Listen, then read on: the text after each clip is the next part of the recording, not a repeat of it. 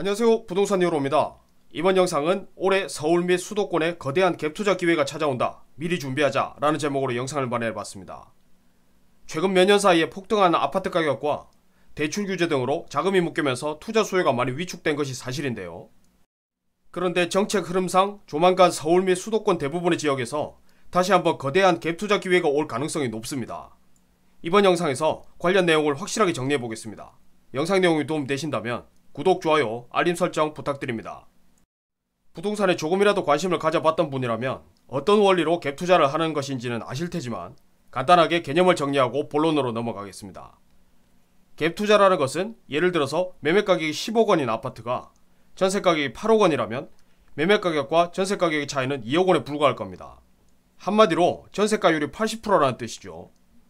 10억 원이나 되는 아파트를 전부 내 돈을 들여서 사자면 부담이 크겠지만 세입자의 보증금 8억 원을 지렛대 삼아서 내 돈 2억 원만으로 내 소유로 만든 다음에 앞으로 오를 시세 차익을 수익으로 얻는 방식의 투자를 갭 투자라고 합니다.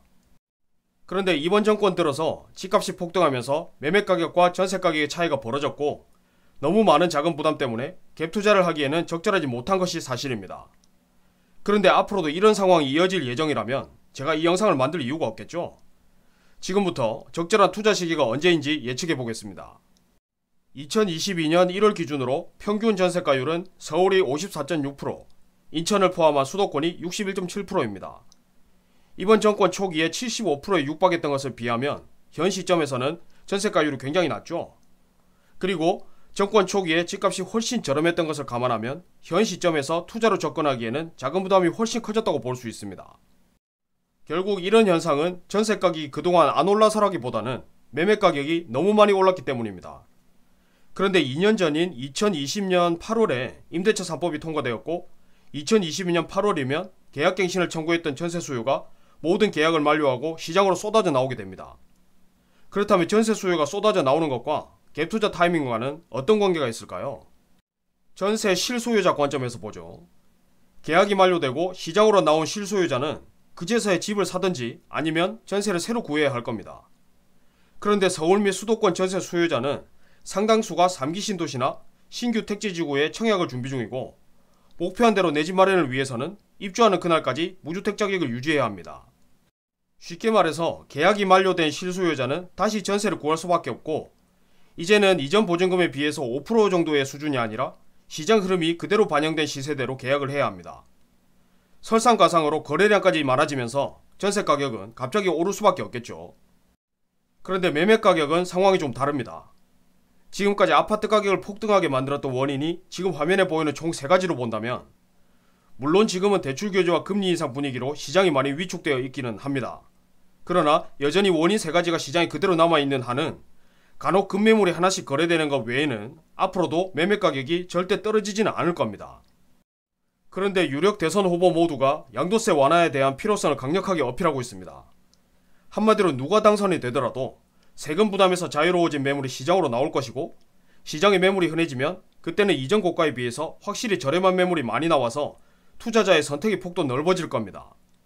지금까지 설명드린 내용을 종합해보면 계약갱신이 끝난 수요가 시장으로 나오는 시점부터 점점 매매 가격과 전세 가격의 차이는 줄어들 것이고 이런 현상은 양도세가 완화되는 시점이 되면 더욱 가속화될 가능성이 높습니다.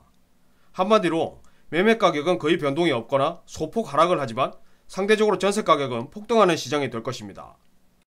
그런데 아무리 전세가율이 높아도 함정이 있는 경우가 있습니다. 그렇다면 어떤 아파트와 어떤 지역을 피해야 할까요? 지금 화면에 보이는 아파트를 자세히 보세요.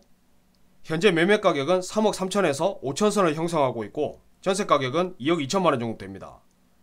더욱이 공시 가격도 1억 원 미만이고요. 일단 1억 원이 조금 넘는 소액으로 세금 부담 없이 매수할 수 있는 좋은 조건으로 보이는데 과연 이 아파트 투자해도 좋을까요? 지금 화면에 보이는 아파트의 시세 변동 추이를 자세히 보세요. 화살표로 표시된 시점은 서울과 수도권 전체가 폭등을 시작한 시점입니다. 쉽게 말해서 서울과 수도권 주요 지역이 폭등할 때 이 아파트도 시장 흐름을 함께하는 좋은 아파트라는 겁니다. 그런데 이 아파트를 보세요. 이 아파트는 서울과 수도권 전체가 폭등을 시작한 시점부터 거의 1년이 가깝도록 큰 변화가 없다가 뒤늦게 가격이 올랐습니다. 결국 이 아파트는 앞에서 보여드렸던 아파트에 비해서 선호도가 그만큼 떨어진다는 뜻이고 시기를 잘못 맞추면 별다른 이득도 없이 장기간 자금이 묶이는 결과를 초래하겠죠. 그리고 지금 화면에 보이는 아파트는 과거에 주변 이기 신도시 입주 물량 때문에 2년 넘게 전세 가격이 20% 이상 빠졌던 곳입니다. 수도권 전체 시장 분위기가 아무리 좋아도 바로 인근에 입주 물량이 많으면 전세 가격이 하락할 수 있고, 요즘처럼 대출이 힘든 시기에는 투자자에게 큰 리스크가 될 수 있습니다. 이번 영상 내용을 한 문장으로 요약하면, 전세가율이 높아지는 시점에 당장 주변 입주 물량이 적거나 없고 집값이 시장 흐름과 함께하는 아파트가 집중 투자 대상이다 정도로 요약할 수 있겠습니다. 요즘같이 불안한 시장에서는 투자의 타이밍을 제대로 잡는 것이 그 어느 때보다도 중요합니다. 이론상 다시 없을 절호의 기회가 오고 있으니까 미리 철저하게 준비해보셨으면 좋겠습니다. 감사합니다.